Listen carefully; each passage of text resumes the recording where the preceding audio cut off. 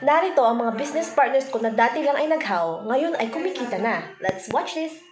Kaya na Hinoo, full-time secretary. Ilagawa ko po itong part-time. Kumita ko ng 28,000 year. Doc Tess Vizcarra, isang dentista sa Cavite. Nag-encash ako ngayon, 56,250. Kaya legit talaga ang negosyo. Bob Suelo, isa pong empleyado sa umaga at dropshipper sa gabi at kumita na po ako ng 44,000! Worth 11,000. Nurse sa gabi, dropshipper sa umaga, part-time. Retailing lang to.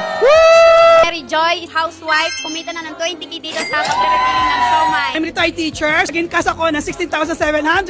So this time, this week, is 38,000. Gerard Navarro, former operations manager. Kumunot lang tayo ng 6,000 pesos sa GC wallet natin. Sari-sari store owner, nagre-retailing po ng siomai at kumita po ako ng 18,000. 2 weeks. Siyempre pa hindi tayo magpapahuli, nakapag-encash na rin tayo ng cheque worth 60,000 plus and other bank deposits. Kasi nga super legit. Huwag ka na mag-dropshipping.